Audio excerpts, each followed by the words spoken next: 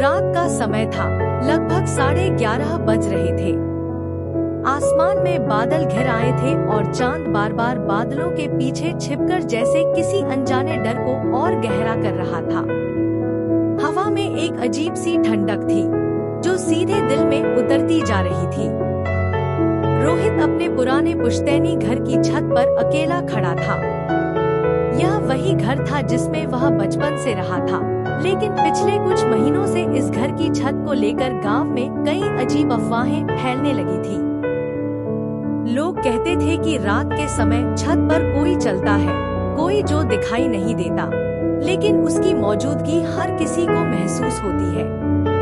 रोहित इन सब बातों को हमेशा बेकार की अफवाह समझता था, लेकिन आज न जाने क्यों उसे खुद इस छत पर आने का मन हुआ, जैसे कोई अनजानी ताकत उसे ऊपर खींच रही हो। वह धीरे धीरे सीढ़ियां चढ़ता हुआ छत तक पहुंचा। जैसे ही उसने दरवाजा खोला, एक ठंडी हवा का झोंका उसके चेहरे से टकराया। वह कुछ पल के लिए रुक गया, फिर खुद को संभालते हुए आगे बढ़ा। छत पर चारों ओर सन्नाटा था, दूर दूर तक कोई नहीं था, सिर्फ हवा की आवाज और कहीं कहीं कुत्तों के भौंकने की आवाज सुनाई दे रही थी। रोहित ने चारों तरफ नजर दौड़ाई और फिर एक कोने में जाकर खड़ा हो गया। तभी अचानक उसे ऐसा लगा जैसे उसके पीछे कोई खड़ा है। उसने तुरंत पलटकर देखा, लेकिन वहां कोई नहीं था। शायद मेरा वहम है, उसने खुद से कहा और वापस सामने देखने लगा। लेकिन उसका दिल अब तेजी से धड़कने लगा था। कुछ ही सेकंड बाद उसे फिर वही एहसास हुआ, इस बार ज्यादा मजबूत, जैसे कोई उसकी सांसों के बिल्कुल पास खड़ा हो। उसने धीरे धीरे पीछे मुड़कर देखा, लेकिन फिर भी कुछ नहीं। तभी अचानक छत के दूसरे कोने से किसी के कदमों की हल्की आवाज आई, टप टप टप। रोहित का गला सूख गया। उसने आवाज की दिशा में देखने की कोशिश की, लेकिन वहां सिर्फ अंधेरा था। उसने हिम्मत जुटाई और धीरे धीरे उस तरफ बढ़ने लगा। हर कदम के साथ उसकी धड़कन और तेज होती जा रही थी। जैसे ही वह उस कोने के करीब पहुंचा, अचानक आवाज बंद हो गई।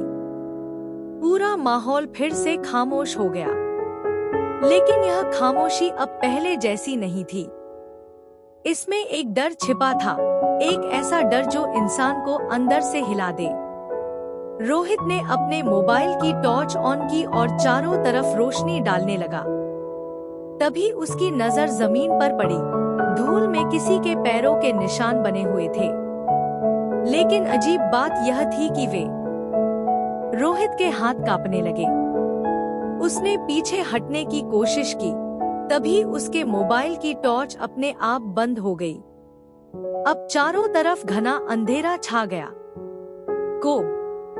कोई है? उसने कांपती आवाज में पूछा। कोई जवाब नहीं आया, लेकिन अगले ही पल उसके कान के बिल्कुल पास किसी ने बहुत धीमी आवाज में फुसफुसाया, तुम वापस क्यों आए? रोहित का दिल जैसे रुक गया। वह घबराकर पीछे मुड़ा, लेकिन वहां कोई नहीं था। उसने भागने की कोशिश की, लेकिन उसके पैर जैसे जमीन से चिपक गए थे। तभी अचानक छत का दरवाजा जोर से बंद हो गया, धड़ाम।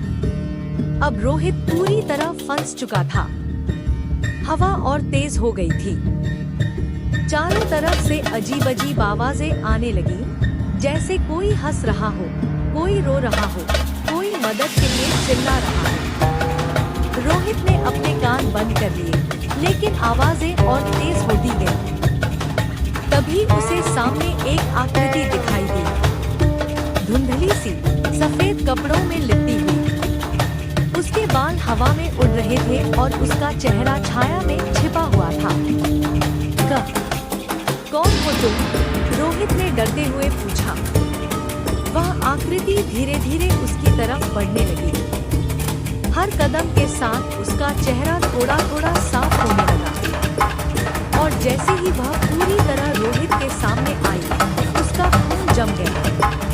वह चेहरा रोहित का अपना था, लेकिन आंखें पूरी तरह काली थी और चेहरे पर एक खौफनाक मुस्कान थी।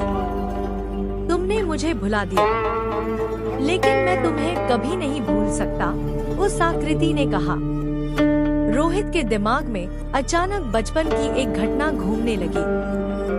जब वह छोटा था, उसने इसी छत पर अपने छोटे भाई को धक्का दे दिया था। वह हादसा माना गया, लेकिन सच सिर्फ रोहित जानता था। उसका भाई इसी छत से गिरकर मर गया था और आज वही वापस आ गया था। मैंने जानबूझकर नहीं किया था, रोहित रोते हुए बोला। लेकिन वह आकृति बस मुस्कुराती रही। अचानक उसने अपना हाथ आगे बढ़ाया और रोहित की तरफ इशारा किया। तभी रोहित के पैरों के नीचे की जमीन हिलने लगी। उसे ऐसा लगा जैसे कोई अदृश्य ताकत उसे पीछे की ओर खींच रही हो। वह चिल्लाया, नहीं, मुझे माफ कर दो। लेकिन अब बहुत देर हो चुकी थी। अगले ही पल रोहित का शरीर हवा में उठा और फिर जोर से छत के किनारे की ओर खिंच गया। उसकी चीख रात के सन्नाटे में गूंज उठी और फिर अचानक सब कुछ शांत हो गया।